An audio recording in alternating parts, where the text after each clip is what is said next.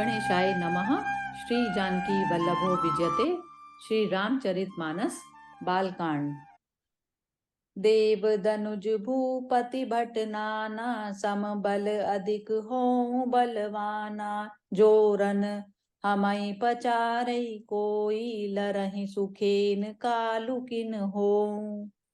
देवता, दैत्य, राजा या बहुत से योद्धा, वे चाहे बल में हमारे बराबर हों, चाहे अधिक बलवान हों, यदि रण में हम कोई भी ललकारें तो हम उससे सुखपूर्वक लड़ेंगे, चाहे काल ही क्यों न हो।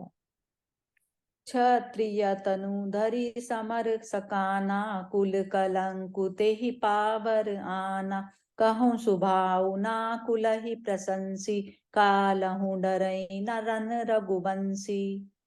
क्षत्रिय का शरीर धरकर जो युद्ध में डर गया, उस नीच ने अपने कुल पर कलंक लगा दिया। मैं स्वभाव से ही कहता हूँ, कुल की प्रशंसा करके नहीं, कि रघुवंशी रण में काल से भी नहीं डरते हैं। विप्र वंश कै असी प्रभुताई, अभय होई जो तुमहि डराई। सुनि मृदु गूढ़ वचन रघुपति के, उगरे पटल पर सुधरमति के। ब्राह्मण वंश की ऐसी ही प्रभुता है कि जो आपसे डरता है वह सबसे निर्भय हो जाता है। श्री रघुनाथ जी के कोमल और रहस्यपूर्ण वचन सुनकर परशुराम जी की बुद्धि के पर्दे खुल गए। राम रमापति कर धनु लेहु, खेचहु मिटई मोर संदेहु। देत चापु आपु ही चली गयऊँ, परशुराम मन विस्मय भयऊँ। हे राम, हे लक्ष्मणपति, धनुष को हाथ में लीजिए और इसे खींचिए, जिससे मेरा संदेह मिट जाए।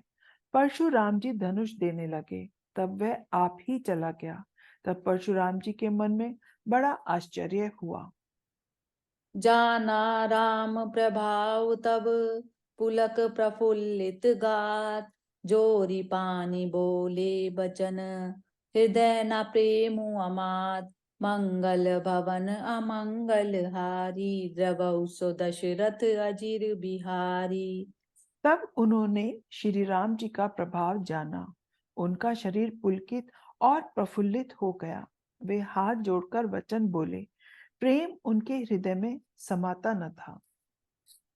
जन रघुवंश बनज बन भानु, गहन धनुज कुल दहन कृसानु।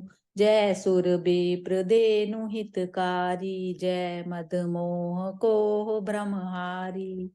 हे रघुकुल रूपी कमल वन के सूर्य, हे राक्षसों के कुल रूपी घने जंगल को जलाने वाले अग्नि, आपकी जय हो।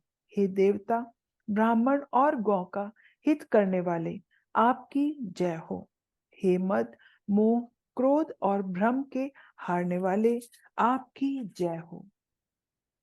विनयशील करुणा गुण सागर, जयति बचन रचना अति नागर। सेवक सुखद सुभग सब अंगा, जय शरीर छवि कोटि अनंगा।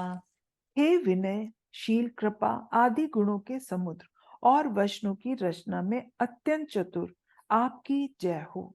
हे सेवकों को सुख देने वाले, सब अंगों से सुंदर और शरीर में करोड़ों कामदेवों की छवि धारण करने वाले, आपकी जय हो। करऊं काहा मुख एक प्रशंसा, जय महेश मन मानस हंसा। अनुचित बहुत कयऊं अज्ञाता, क्षमहु क्षमा मंदिर दो भ्राता। मैं एक मुख से आपकी क्या प्रशंसा करूं। हे महादेव जी के मन रूपी मान सरोवर के हंस, आपकी जय हो। मैंने अनजाने में आपको बहुत से अनुचित वचन कहे। हे क्षमा के मंदिर दोनों भाई, मुझे क्षमा कीजिए। कही जय जय रघुकुल केतु, भृगपति गए बनहि तप हेतु। अब भय कुटिल महीप डेराने, जह तह कायर गहबहि पराने। हे रघुकुल के पताका स्वरूप श्री रामचंद्र जी, आपकी जय हो, जय हो, जय हो। ऐसा कहकर परशुराम जी तप के लिए वन को चले गए। यह देखकर दुष्ट राजा लोग बिना ही कारण के डर से रामचंद्र जी से तो परशुराम जी भी हार गए। हमने इनका अपमान किया था, अब कहीं ये उसका बदला न ले ले, इस व्यर्थ के डर से डर गए। वे कायर चुपके से जहां तहां भाग गए। देवन दीनि दुदम्बि प्रभु पर बरसई फूल। हर्षे पुर नर नारी सब मिटी मोहमय सूल। मंगल भवन अमंगल हारी द्रवौ सो दशरथ अजिर बिहारी। देवताओं ने नगाड़े बजाए, वे प्रभु के ऊपर फूल बरसाने लगे। जनकपुर के स्त्री पुरुष सब हर्षित हो गए, उनका में शूल मिट गया। अति गह गहे बाजने बाजे सबहि मनोहर मंगल साजे। जूथ जूथ मिली सुमुखी सुनयनी करहि गान कल कोकिल बयनी। खूब जोर से बाजे बजने लगे, सभी ने मनोहर मंगल साज सजे। सुंदर मुख और सुंदर नेत्रों वाली तथा कोयल के समान मधुर बोलने वाली स्त्रियां झुंड की झुंड मिलकर सुंदर गान करने लगी। सुख वे देहि कर बरनि न जाई। जन्म दरिद्र मनहु निधि पाई। विगत त्रास भई सिय सुखारी। जनु विदु उदय चकोर कुमारी। जनक जी के सुख का वर्णन नहीं किया जा सकता, मानो जन्म का दरिद्री धन का खजाना पा गया हो। सीता जी का भय जाता रहा, वे ऐसे सुखी हुई जैसे चंद्रमा के उदय होने से चकोर की कन्या सुखी होती है। जनक कीन कौसकहि प्रणामा। प्रभु प्रसाद धनु भंजऊ रामा। मोहि कृत कृत्य कीन दऊ भाई। अब जो उचित सो कयहि गोसाई। जनक जी ने विश्वामित्र जी को प्रणाम किया और कहा, प्रभु की कृपा से श्री रामचंद्र जी ने धनुष तोड़ा है। दोनों भाइयों ने मुझे कृतार्थ कर दिया। हे स्वामी, अब जो उचित हो सो कहिए। कह मुनि सुनु नर नाथ प्रवीणा। रहा विबाहु चाप आधीना। टूटहि धनु भयो विभाऊ। सुर नर नाग विदित सब काहू। मुनि ने कहा, हे चतुर नरेश, सुनो, यो तो विवाह धनुष के अधीन था। धनुष के टूटते ही विवाह हो गया। देवता, मनुष्य और नाग सब किसी को यह मालूम है। तदपि जाई तुम करहु अब। जथा बंस व्यवहारु। बूझई विप्र कुल वृद्ध। गुरु वेद विदित आचारु। मंगल भवन अमंगल हारी। द्रवहु सो दशरथ अजिर बिहारी। तथापि तुम जाकर अपने कुल का जैसा व्यवहार हो, ब्राह्मणों कुल के बूढ़ों और गुरुओं से पूछकर, और वेदों में वर्णित जैसा आचार हो वैसा करो। दूत अवधपुर पठबहु जाई। आनहि नृप दशरथहि बुलाई। मुदित राउ कहि भलई कृपाला। पठे दूत बोली तेहि काला। जाकर अयोध्या को दूत भेजो, जो राजा दशरथ को बुला लाए।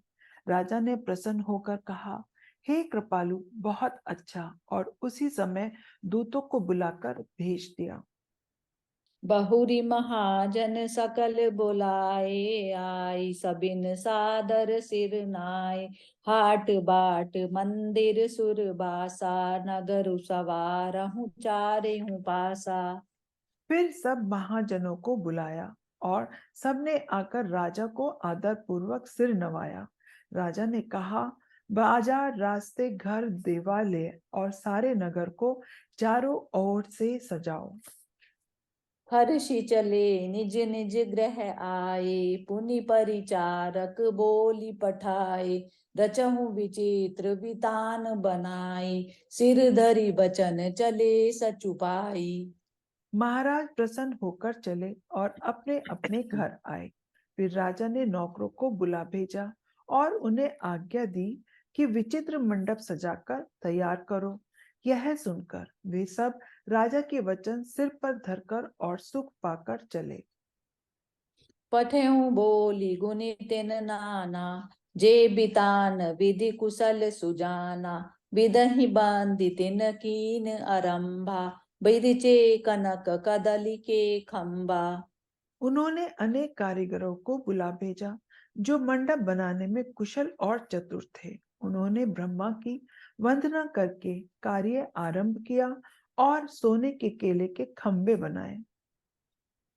हरित मनहि के पत्र फल, पदम पराग के फूल, रचना देखी विचित्र अति, मनु बिरंचि कर भूल। मंगल भवन अमंगल हारी, द्रव उसो दशरथ अजिर बिहारी।